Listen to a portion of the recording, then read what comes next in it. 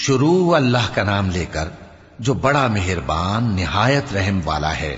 اے نبی، ہم نے تم کو فتح دی، فتح بھی کھلی اور واضح، تاکہ اللہ تمہاری اگلی اور پچھلی کوتاہیاں بخش دے اور تم پر اپنی نعمت پوری کر دے اور تم کو سیدھے رستے چلاتا رہے، اور تاکہ اللہ تمہاری بھرپور مدد کرے۔ وہی تو ہے جس نے مومنوں کے دلوں پر تسکین نازل فرمائی تاکہ ان کے ایمان کے ساتھ اور ایمان بڑھے، اور آسمانوں اور زمین کے لشکر سب اللہ ہی کے ہیں، اور اللہ جاننے والا ہے، حکمت والا ہے۔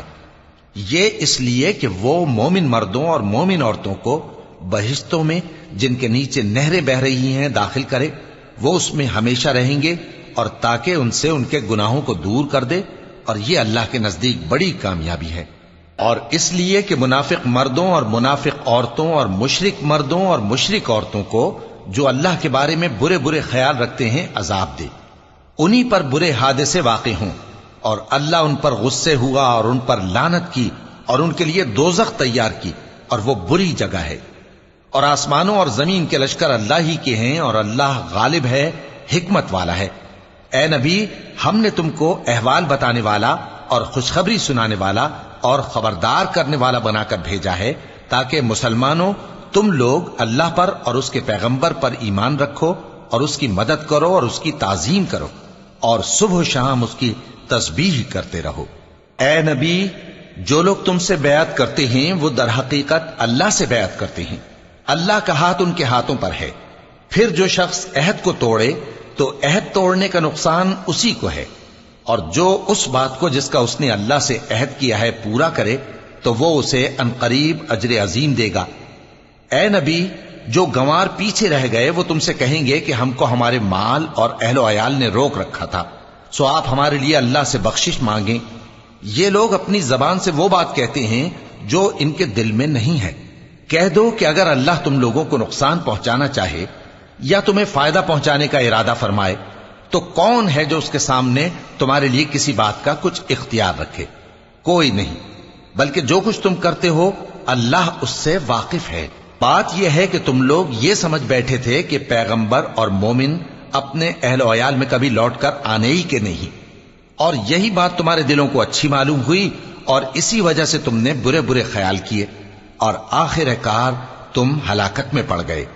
اور جو شخص اللہ پر اور اس کے پیغمبر پر ایمان نہ لائے تو ہم نے ایسے کافروں کے لیے آگ تیار کر رکھی ہے، اور آسمانوں اور زمین کی حکومت اللہ ہی کی ہے، وہ جسے چاہے بخشے اور جسے چاہے سزا دے، اور اللہ بخشنے والا ہے، مہربان ہے۔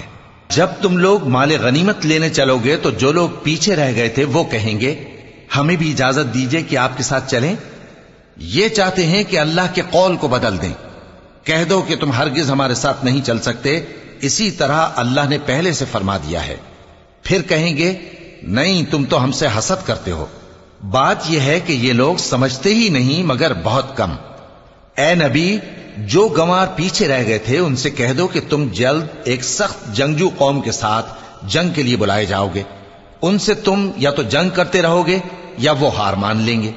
اگر تم حکم مانو گے تو اللہ تم کو اچھا بدلہ دے گا، اور اگر منہ پھیر لو گے جیسے پہلی دفعہ پھیرا تھا تو وہ تم کو بڑی تکلیف کی سزا دے گا۔ نہ تو اندھے پر سختی ہے سفر جنگ سے پیچھے رہ جانے میں، اور نہ لنگڑے پر اور نہ بیمار پر سختی ہے۔ اور جو شخص اللہ اور اس کے پیغمبر کے فرمان پر چلے گا اللہ اس کو بہشتوں میں داخل کرے گا جن کے نیچے نہریں بہ رہی ہیں، اور جو روگردانی کرے گا وہ اسے دردناک عذاب دے گا۔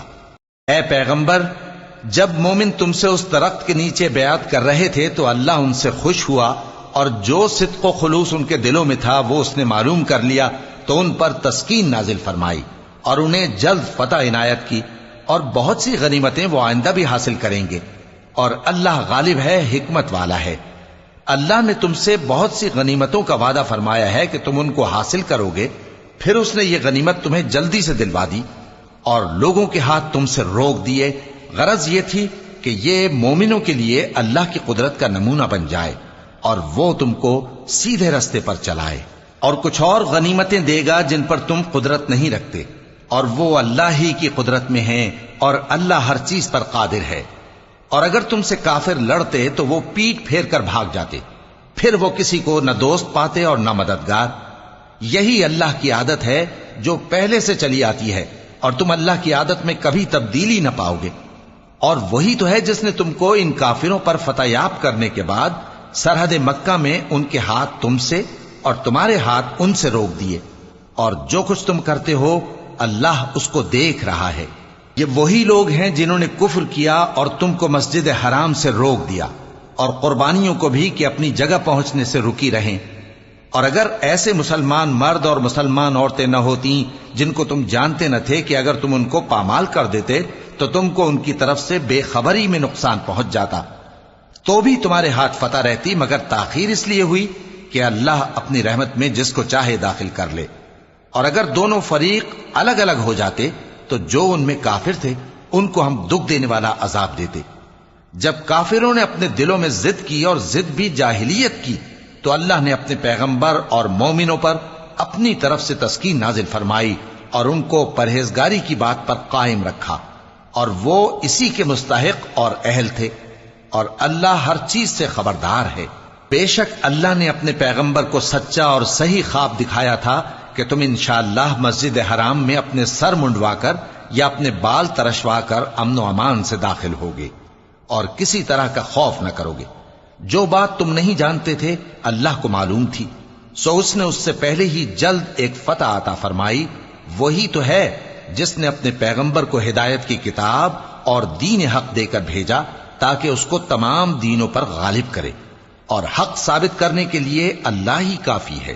محمد صلی اللہ علیہ وآلہ وسلم اللہ کے پیغمبر ہیں، اور جو لوگ ان کے ساتھ ہیں وہ کافروں کے مقابلے میں تو سخت ہیں اور آپس میں رحم دل۔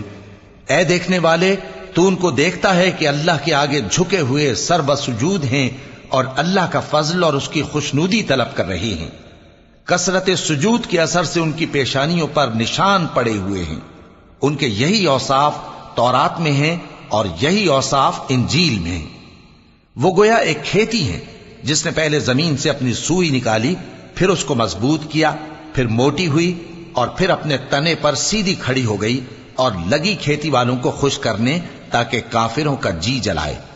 جو لوگ ان میں سے ایمان لائے اور نیک عمل کرتے رہے ان سے اللہ نے گناہوں کی بخشش اور اجر عظیم کا وعدہ کیا ہے۔